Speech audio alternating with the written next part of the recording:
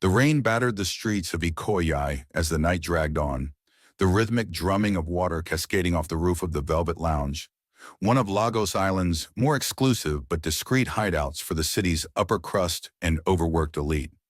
Inside, the air was slightly warmer, filled with the scent of aged brandy, perfume, and aged wood, with a fireplace flickering near the far corner. The mellow notes of a jazz saxophone floated lazily through the room, barely noticed over the laughter, chatter, and clinking glasses. Laurel Ogudu, 34, sat alone at the polished granite bar counter, her legs crossed tightly under a tailored navy trench coat. Her eyes were fixed on the melting ice in her glass of whiskey and soda, the amber liquid diluted into circles of despair. She spun the glass gently, staring through it as though hoping to find answers in its depths. A freelance lifestyle journalist by trade, Laurel loved her job but hated her bank account. Her income barely covered the rising costs of living in Lagos, especially with the massive debt now clinging to her like a curse. 1.5 million naira, she muttered under her breath, just loud enough for the indifferent bartender to hear but not react. 1.5 million naira for my father to blow on Baba Ijebu, she scoffed, her voice thick with sarcasm. And now I'm the one left dodging loan sharks like I'm starring in some Nollywood thriller. Her father had taken a loan from one of the most feared underground circles in Lagos to fuel his gambling addiction. And when he vanished, it was Laurel who stepped up to protect her mother and younger brother. 3 stools away, Williams Mustapha, 38, sat in deliberate stillness, dressed in a sharply tailored charcoal gray senator suit that clung to his tall, commanding frame. He was the image of elite control. A Lagos-based venture capitalist and one of the city's top real estate investors, Williams had no patience for noise, chaos, or people who couldn't manage their messes. Yet his eyes remained locked on the woman spinning her whiskey glass, her smile bitter, her sadness radiant. In front of him sat a glass of Glenfiddich, neat, untouched. His thumbs circled the rim slowly. He wasn't here to drink, he was here to think. Until she spoke again. Maybe I should just sell my kidney, Laurel said to no one in particular, laughing dryly. Or my soul, Williams frowned. He hated unnecessary noise, but there was something oddly magnetic about her vulnerability, her unfiltered chaos. Against his better judgment, he spoke. How much do you owe? Laurel turned, startled. Her eyes widened slightly at the man whose posture was too straight and whose voice was too cold, but her drunken smile returned. Are you asking because you want to invest? She teased, lifting her glass like a toast. 1.5 million? Naira, not pounds. Enough for the loan sharks to slice and dice. Answer properly, Williams said, his tone flat, businesslike. Laurel sighed and set her glass down. My dad took a loan from the wrong people. He disappeared. I took it on so my mom and kid brother wouldn't be collateral. Now I'm drowning. But hey, at least the whiskey's cheap. Williams studied her. She wasn't polished like the Banana Island women who chased him. Her coat was designer, yes, but wrinkled, her hair tied in a haphazard puff. No makeup, just raw emotion and dry humor. You drink too much, he observed. Laurel laughed, louder this time. Wow, insightful. And you're holding a glass, Mr. Mystery. What's your excuse? They talked, or rather, she talked. He listened, then responded in clipped, measured sentences. By the 4th drink, their worlds had momentarily blended. Laurel shared stories about her gambling father with gallows humor. Williams revealed he had once been married. Coldness, he claimed, had ended it. So that's why you look like you haven't smiled in 5 years, Laurel said, snorting. You got dumped for being emotionally unavailable. The night deepened. The lounge emptied. The rain persisted. And when Laurel grabbed Williams's wrist and slurred, I can't go home. They might be waiting outside. He didn't argue. He didn't say anything at all. They stumbled through the puddled streets of Ikoyi to a boutique hotel nearby. One thing led to another. Whiskey, pain, curiosity, a night of tangled limbs and forgotten restraint. The next morning, Williams woke first. The room was dim. Laurel snored softly beside him, disheveled, peaceful, real. A thought sparked. He needed an heir, His mother had been on his neck for years. She needed freedom, a way out of her debt. He gently shook her awake. "I'll pay your debt," he said, voice quiet but firm. "All of it. In return, you'll have my child." Laurel blinked, confused, then burst into laughter. "Wow, straight to the point. You negotiate even when you're hungover." "No emotions," Williams added, already scribbling on the hotel notepad. "Terms clear, you decide. I live in Banana Island, Mustapha Heights." Laurel sat up, rubbing her temples. "Let me think.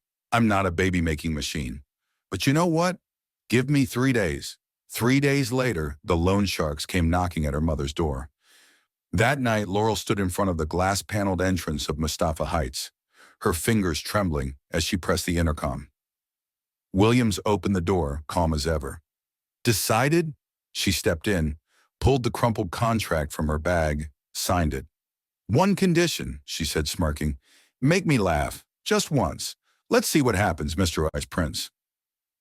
Williams didn't flinch, just took the paper and said, "Come in." And with that, a contract was signed. But a storm had only just begun. The penthouse at Mustapha Heights was less of a home and more of a sculpture. Clean lines, wide marble flooring, black velvet sofas arranged with military symmetry. The panoramic windows offered a breathtaking view of the Lagos Lagoon, but inside it was silent, unforgivingly so. No ticking clocks, no flowers, no clutter. Everything was curated for functionality, not warmth. When Laurel Ogudu stepped inside with her scuffed suitcase and a tote full of kitchen essentials, the echo of her heel boots was the only thing that dared disturb the space. She turned in place slowly, eyes widening as she took in the sterile grandeur. "Looks like the kind of place where people come to argue with lawyers, not live," she muttered. Williams Mustapha, standing near the open glass wall overlooking the lagoon, didn't react. He was dressed in a crisp white caftan, holding a glass of water like it was a prop he barely needed. His posture was effortless, but cold, like he had become part of the penthouse itself. "No noise in my home," he said flatly, as though reading her thoughts. Laurel rolled her eyes. "Then you married the wrong woman, Mr. Mustapha, because silence gives me hives." That night she unpacked in the guest suite, an impersonal space with pale gray walls, clinical white sheets, and a single piece of art, an abstract metal sculpture that looked like a pretzel having an identity crisis. She didn't cry, she didn't second guess. She just sat on the edge of the bed, looked around, and whispered, "You agreed to this, Laurel. Suck it up." By morning, she was already in the kitchen. The utensils were pristine, untouched. The spice rack was alphabetized. The fridge, while massive, was almost empty, save for bottled water, protein shakes, and imported berries. "Tragic," Laurel muttered. "This kitchen needs Jesus." She set down her tote and got to work. Out came the peppers, onions, and her grandmother's iron skillet. Within minutes, the apartment was filled with the heady scent of sautéed garlic and thyme. The sound of sizzling oil cut through the silence. And then, the faint notes of Burna Boy playing softly from her phone. When Williams entered, he stopped short. "What are you doing?" he asked. His tone dipped in disapproval. Laurel turned, holding a wooden spoon like a sword. She wore a faded t-shirt that read, "Eat, laugh, repeat," and her feet were bare on the marble tiles. "Liberating this kitchen," she replied. "And if you're lucky, you'll get the first taste of jollof rice that doesn't come in a takeout box." Williams approached the island, frowning slightly. "This kitchen has never been used." "That's child abuse," Laurel muttered, spooning a taste into a small bowl and sliding it across the counter toward him. He didn't move. "Try it," she insisted, arms crossed. Williams picked up the bowl, took one cautious bite, chewed, and said nothing. "Well?" Laurel asked, leaning in. He set the spoon down. "Tolerable." Laurel laughed. "Wow, high praise from Banana Island's icy prince." He turned away, but she saw it. The flicker, the ghost of a smile. By the end of the first week, Laurel had introduced throw pillows in bright colors, a soft rug by the balcony door, and 2 small aloe vera plants she called Kiki and Kelvin. The cold corners of the penthouse were still there, but the silence no longer suffocated. Williams, though still distant, began returning home earlier. Once he brought her a box of mangoes. When she asked why, he only replied, "You mentioned them." On a rainy Thursday night, Laurel caught him staring, not at her, but at the pot of agouti bubbling on the stove. "Hungry?" she teased. Williams shook his head. "Just watching."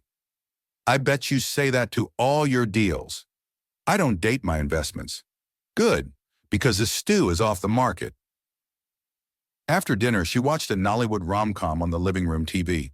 Williams lingered near the hallway, phone in hand but not typing. When the lead actor proposed to the wrong twin and chaos erupted on screen, Laurel burst into laughter. "You don't watch movies?" she asked. "I watch the news." "That explains a lot." The next morning, Williams found a Post-it on the coffee maker. It read, "Life needs more spice. Coffee helps." He left it there. That weekend, Laurel found herself standing on the penthouse balcony at sunset, holding a glass of Zobo. The view was stunning. The ocean, the lights, the chaos of the city far below. She heard the sliding door open behind her and turned to see Williams, shirt sleeves rolled up, no shoes. "You okay?" he asked. Laurel nodded. "Just thinking. It's peaceful here, like the world doesn't touch this place." He joined her, standing close but not too close. "It was built that way." "Why? To keep people out or feelings in?"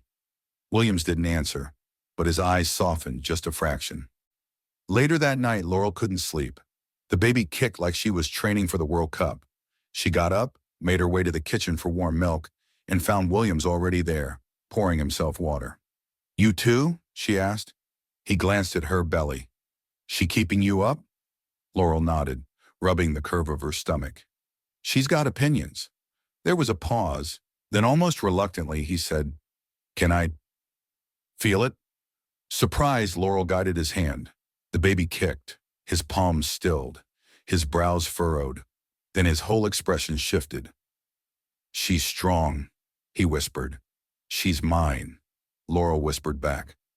They stood there a while longer, silent, connected through the flutter of life beneath her skin. The next day, Laurel came home from a walk to find the plants by the window had been moved to where they got better sunlight. A small detail, an unmistakable gesture. She smiled, touching the leaves gently. Then, looking toward the kitchen, she called out, "Mr. Mustapha?" He answered from his study. "Laurel." "I think you're melting." His reply came after a pause. "I think you're dangerous." By the fourth week, Laurel had learned the rhythm of Mustapha Heights. The sleek doors didn't creak. The air conditioning ran soundlessly. Williams rose at exactly 5:30 a.m., worked out for 45 minutes in his private gym, showered, dressed, and left for the office by 7 a.m. sharp. He never missed a step, never forgot a document, and never, ever asked her how she was settling in. Laurel, in contrast, filled the silence with music, cooking experiments, and mock interviews with her reflection in the hallway mirror. But even her most theatrical attempts at liveliness were met with a blank stare from Williams, or the sound of a door quietly closing. Still, something was shifting.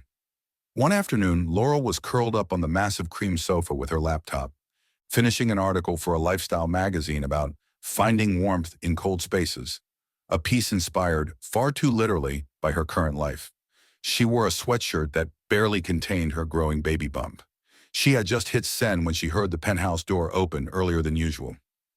Williams stepped in, holding a box of strawberries. She sat up, blinking.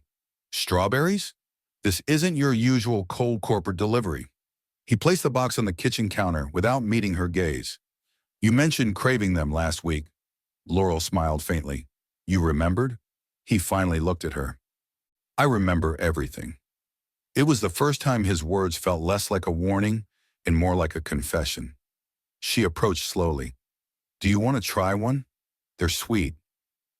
He hesitated, then picked one up, inspected it, and took a bite.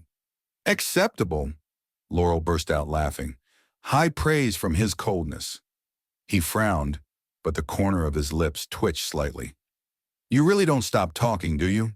"Nope, that was part of the contract. Make me laugh, remember?" "You haven't, by the way." I'm still waiting. Williams turned away. I'm not a clown. No, you're an iceberg, she muttered under her breath. Later that night, Laurel couldn't sleep. The baby kicked like clockwork at midnight, and she wandered into the kitchen in search of hot milk. As she leaned over the counter, rubbing her belly, she heard footsteps behind her. Williams. Couldn't sleep? He asked. She nodded. Baby's throwing a midnight party. He looked at her belly, something unreadable flashing in his eyes. Then he surprised her. Can I feel it? Laurel blinked. You want to feel her kick? He nodded. She guided his hand gently to the right spot, and a second later, a small bump pressed against his palm. His breath hitched. She felt him freeze, then relax. She's strong, he murmured. She gets it from her mum. They stood there in silence, hand on belly, hearts slowly sinking. That weekend, Williams stayed home on Saturday for the first time. Laurel made pancakes and danced barefoot to Asa's jailer. He watched from the doorway, arms crossed. You don't even eat breakfast, she called. I do now, he said. She raised a brow. Because of the baby? He met her gaze. Because of you. Laurel turned away quickly, suddenly overwhelmed. The cracks were forming in the iceberg, tiny fractures where light could finally slip through. Later that afternoon, as Laurel painted her toenails on the balcony, Williams appeared with a cushion and a bowl of sliced pineapples. Hydration, he said simply. Laurel squinted up at him.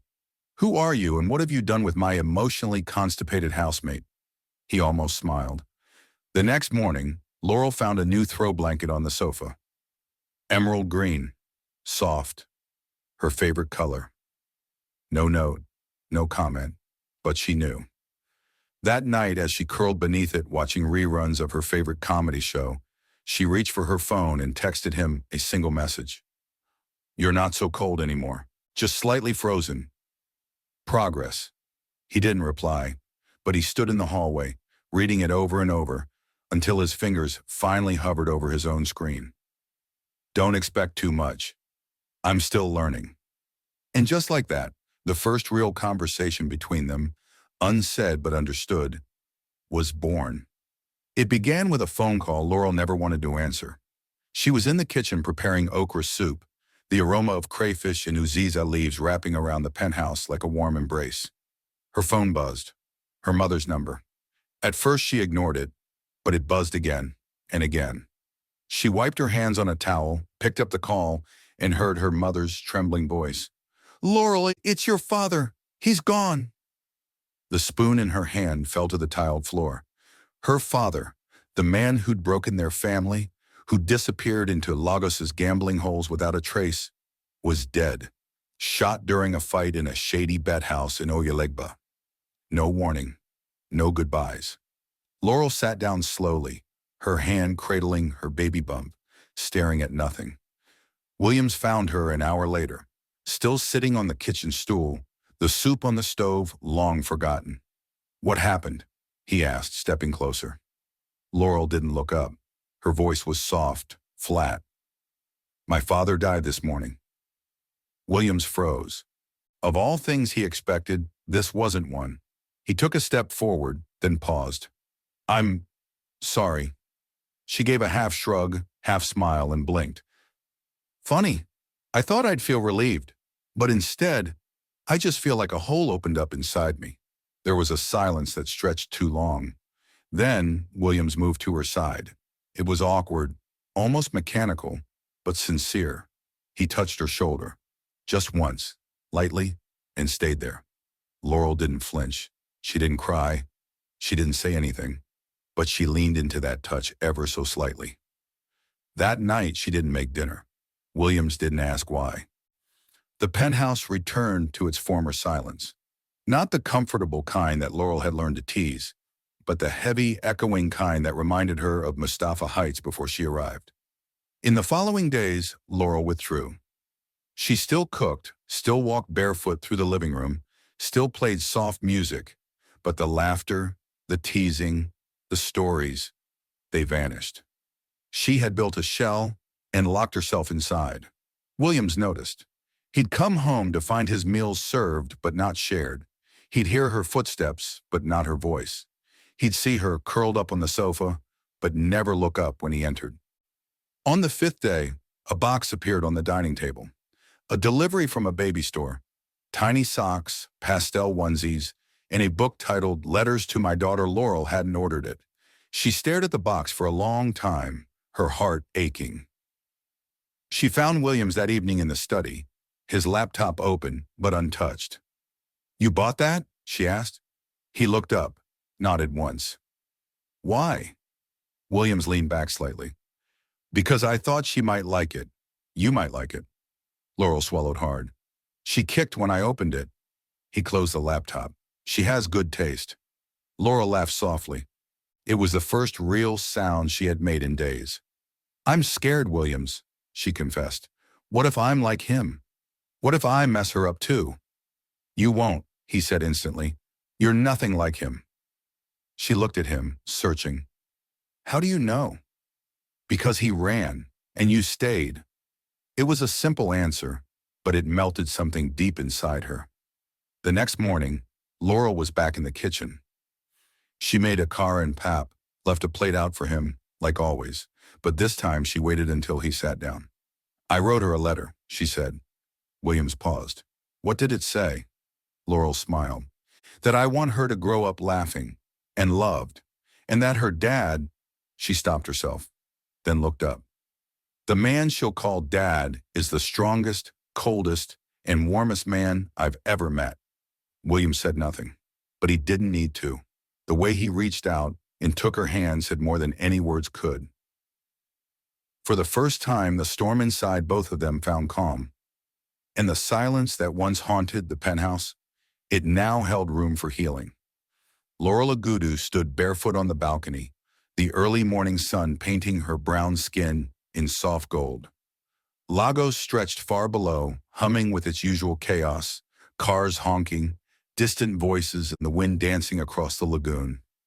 She cradled a mug of ginger tea, staring at the water, her heart full and strangely calm. Inside, Williams Mustapha emerged from the bedroom, barefoot in black joggers and a simple tee. He watched her from the living room for a moment, taking in the quiet strength she radiated. The woman who once barged into his life with sass and stew had become the heartbeat of his world, though he hadn't quite said that out loud yet. He cleared his throat. "You're up early." Laurel turned slightly, smiling over her shoulder. "Little Miss is an early riser." She rubbed her belly. "She kicked me twice and demanded tea." He approached, standing beside her. They looked out at the lagoon together, not speaking, just sharing space. After a beat, he asked, "Do you still write letters to her?" Laurel nodded. "Almost daily. It's the one thing I know how to give her. Words." Williams hesitated, then said, "Can I read one?" She turned to him, surprised. "You want to?" He met her gaze. "Yes." Without a word, she walked into the penthouse and returned with a small leather journal. She handed it to him like it was a sacred relic. He sat on the sofa and flipped it open. The first page read, "Dear Mini-Me, I hope you inherit my laugh, but your father's strength, my stubbornness, but his quiet focus. I hope you never have to prove your worth to anyone, but if you do, prove it to yourself first." He read silently for a long time. Then he closed the journal gently. "She'll be lucky to have you," he said. Laurel blinked away sudden tears. "I hope she has both of us," Williams exhaled. "She will." Later that day, while she napped, Williams opened his laptop. Not for business, but to research prenatal classes. By evening, he had signed them up for one in Ikoyi. When he told Laurel, her eyes widened. "You? In a room full of pregnant women and yoga balls?" He smirked. "I've survived boardroom scandals and oil tycoons. I'll be fine." That weekend, they attended their first class. Williams sat stiffly among the colorful pillows and soothing music, clearly out of his element. Laurel couldn't stop laughing. During the breathing exercise, she teased, "Imagine this is a hostile takeover. Inhale like you're buying back control." Williams chuckled, an actual laugh that made two women beside him glance over in surprise. Laurel caught it. Her eyes sparkled. On the drive back, they stopped for roasted corn by the roadside. Laurel devoured hers. Williams took a bite, grimaced, and shook his head. It tastes like charcoal and regret. Laurel burst out laughing, mouth full. You're officially Nigerian now. At home, she collapsed on the couch, massaging her swollen feet. Williams returned with a basin of warm water and knelt before her. Laurel blinked. You know you don't have to. I know, he interrupted, gently placing her feet in the water. I want to. He washed them in silence, then dried them with a towel. Her eyes welled. You're going to make me cry again. Then cry, he said simply. This is real, Laurel. This is us. She leaned forward and cupped his face. Are you saying you love me, Mr. Mustapha? His breath caught, then softly. I'm saying I already do. She kissed him, slow, deep, and full of every unspoken promise they'd buried beneath contracts and sarcasm. That night they lay together on the couch, her head on his chest, his hand on her belly. The silence was no longer awkward or forced. It was filled with heartbeats, hopes, and a future they never expected, but now couldn't live without. Laurel whispered, I'm scared. So am I, Williams admitted, but we'll be scared together. Outside, Lagos thundered on, but inside Mustapha Heights, love had finally found its voice. 2 days before Laurel's baby shower, the penthouse was transformed, not with balloons or confetti, but with anticipation. Laurel had insisted on something small, intimate, just close friends and her mother, but Williams had gone behind her back and hired a discreet decorator from Victoria Island who specialized in minimal, elegant themes. The dining area, once stark and silver, now shimmered with soft peach linens and white peonies in glass bowls. Every detail was thoughtful. The cake was shaped like a storybook. The playlist was full of her favorite Asa songs, and the scent of vanilla floated in the air. Laurel stepped into the living room in a flowing emerald dress and paused. Her eyes widened. What is all this? She whispered. Williams walked out of the kitchen, sleeves rolled, apron dusted with flour. Surprise! Her mouth dropped. You baked something? I supervised, he corrected, and sliced some fruit. Laurel laughed, placing a hand over her belly. You're turning soft on me. He stepped closer, brushing a lock of hair behind her ear. Only for you. Guests began arriving. Her mother wept when she saw the setup. Her best friend Amaka teased her about becoming a Banana Island madam. The laughter, the love, it filled every cold corner of Mustapha Heights. Midway through the event, as Laurel posed for photos near the cake table, Amaka pulled Williams aside.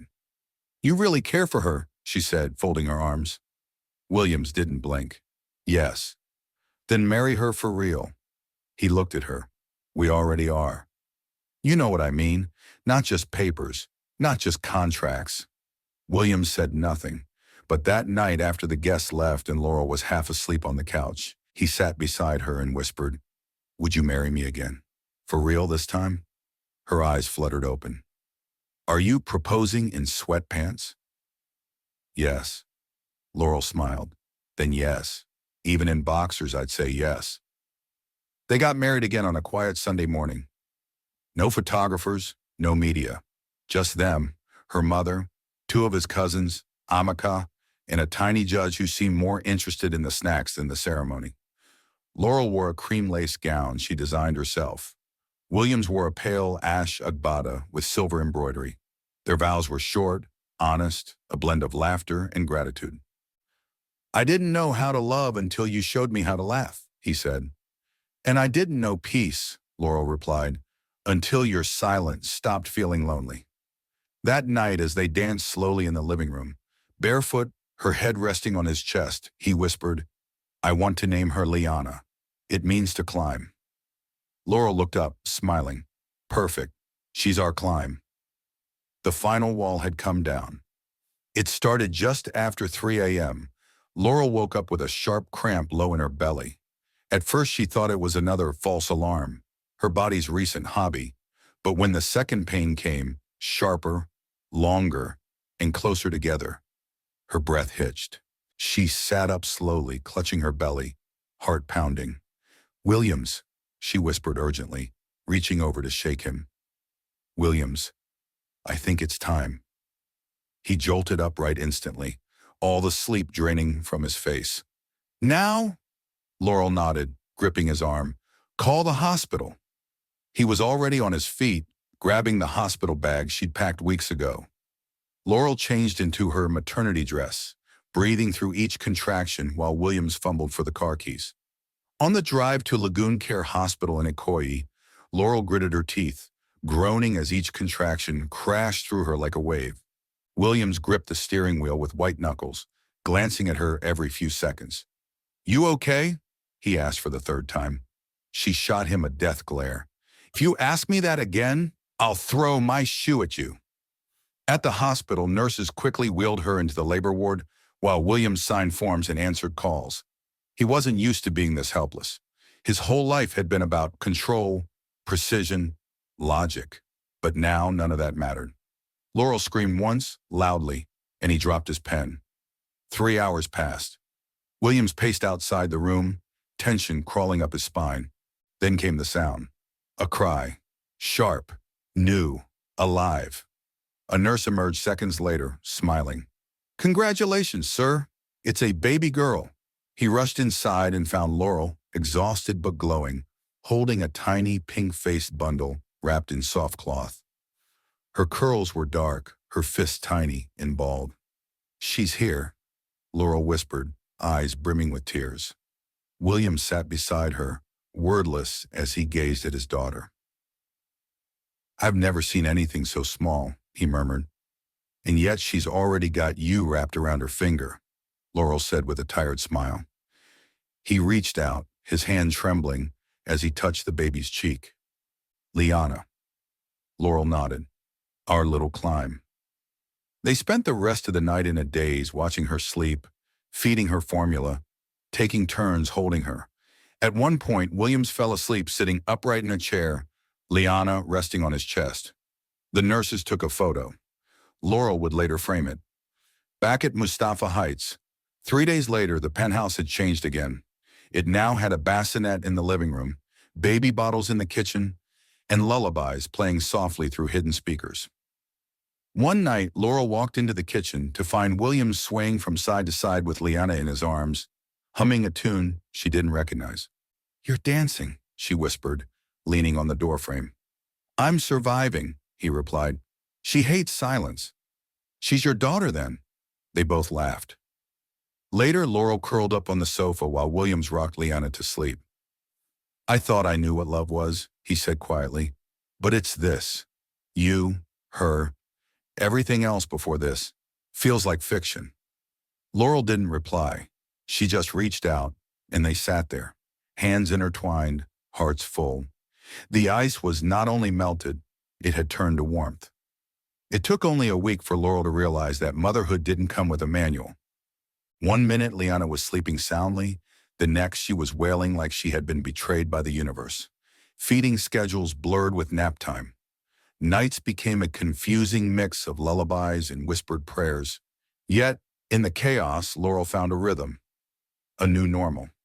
Williams, to everyone's shock, adapted almost seamlessly.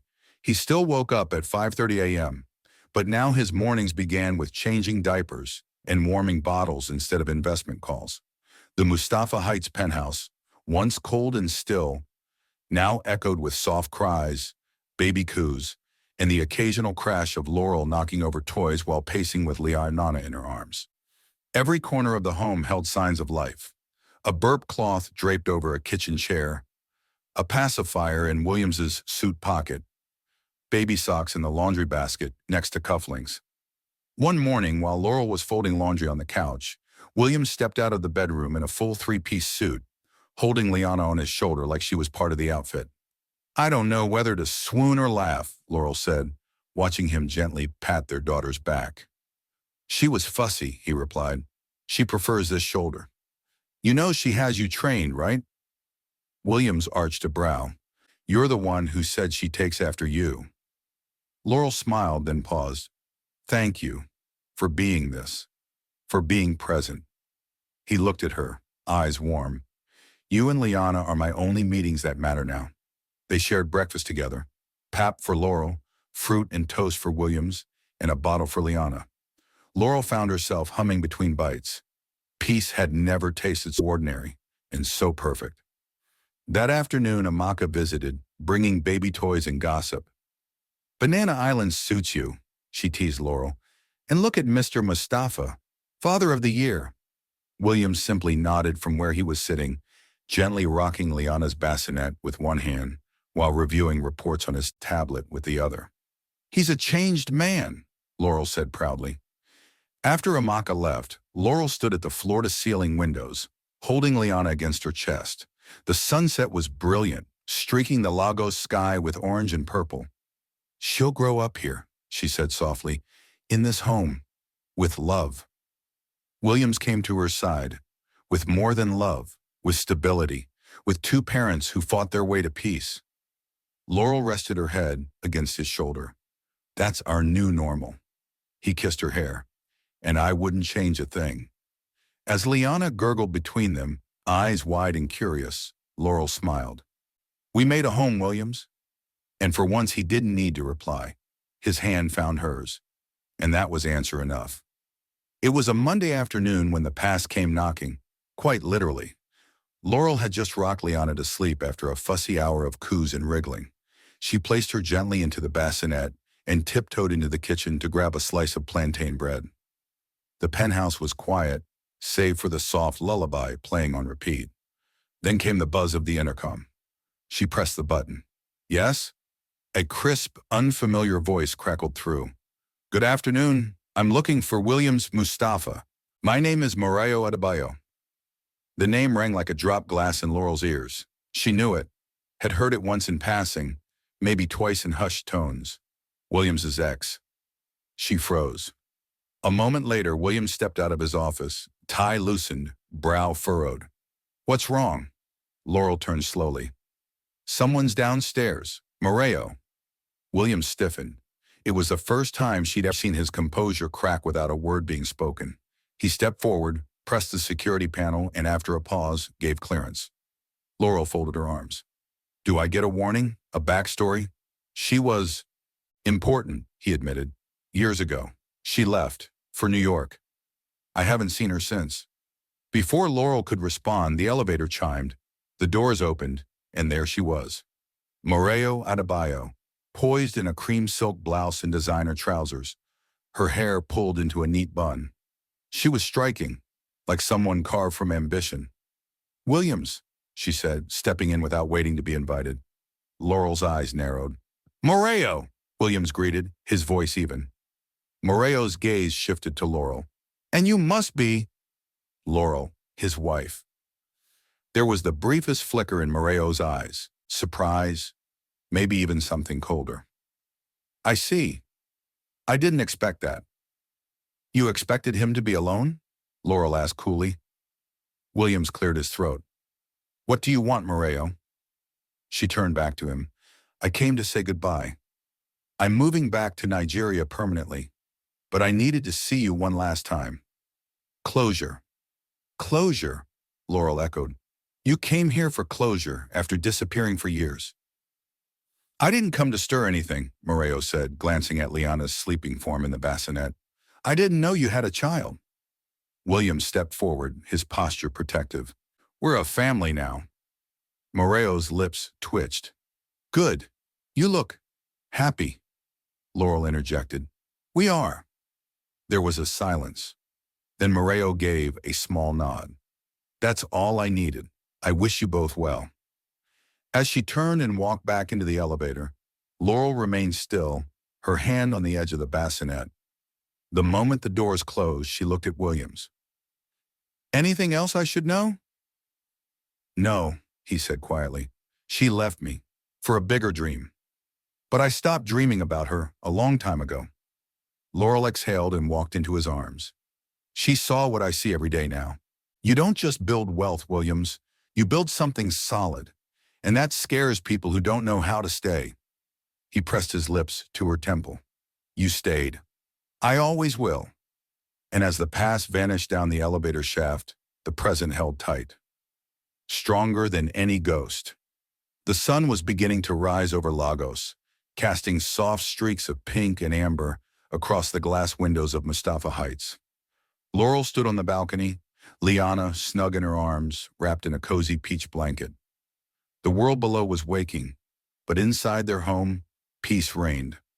William stepped out in his robe, a mug of steaming coffee in his hand.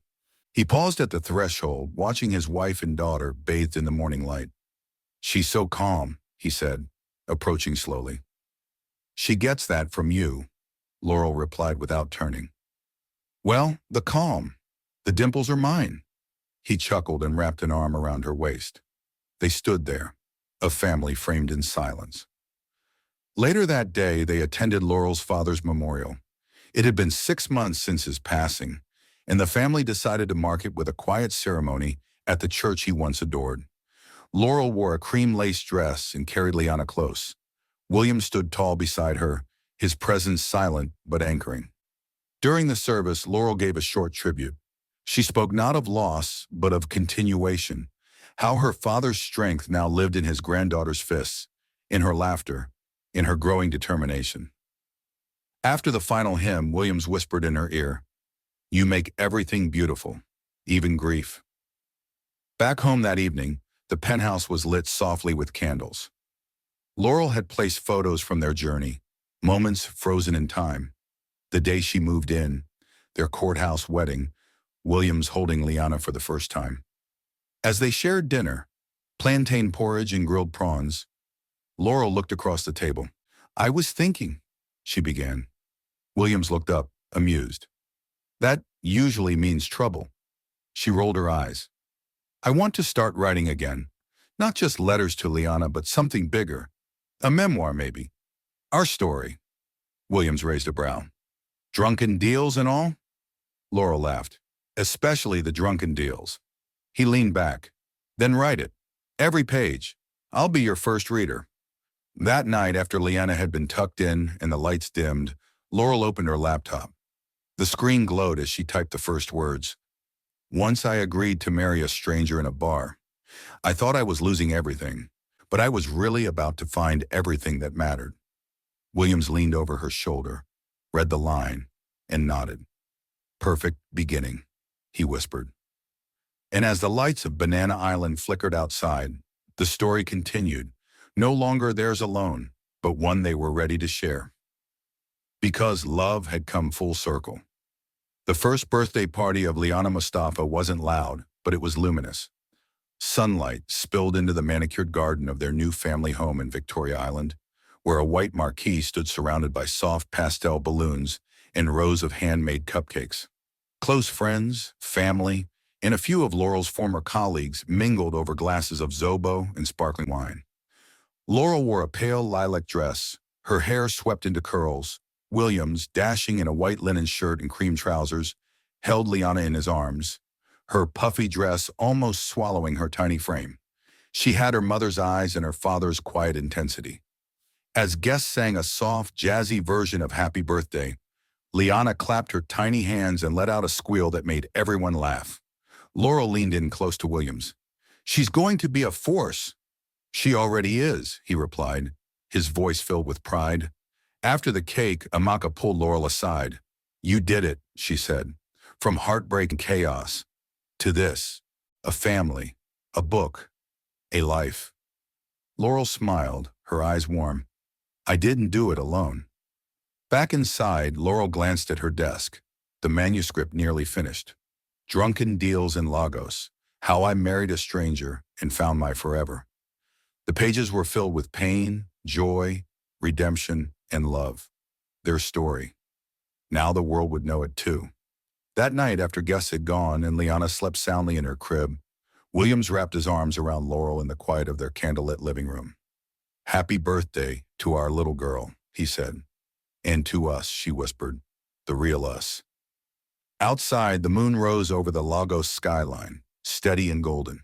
Inside, two hearts beat as one, proof that even the most unlikely beginnings could bloom into something beautiful. Because sometimes love doesn't knock, it crashes in, dressed as a stranger in a bar.